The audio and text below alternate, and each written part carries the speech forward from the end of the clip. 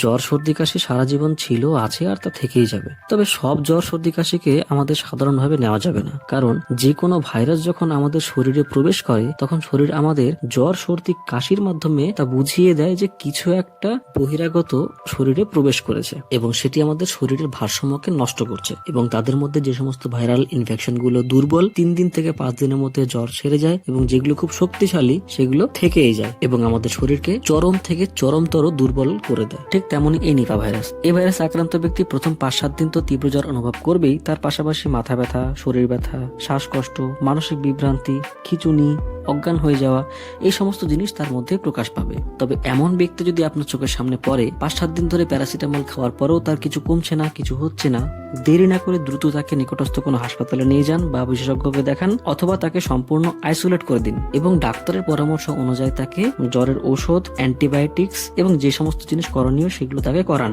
কারণ এই ভাইরাসের কোনো অ্যান্টিভাইরাল ঔষধ নেই, কোনো টিকা নেই। তাই আমাদের সকলকে সচেতন থাকতে হবে এবং একে অপরকে সাপোর্ট করতে হবে। তাই পরিষ্কার পরিচ্ছন্ন থাকুন, মাস্ক ব্যবহার করুন, সাবান দিয়ে হাত ধুন এবং আরো সচেতন হওয়ার জন্য আমাকে ফলো করুন। কিভাবে রোগ ছড়াচ্ছে সেটা জানতে হলে আমার আগের ভিডিওটা দেখুন। দেখা হচ্ছে পরের ভিডিওতে। ততক্ষণ সুস্থ থাকুন, ভালো থাকুন। ধন্যবাদ।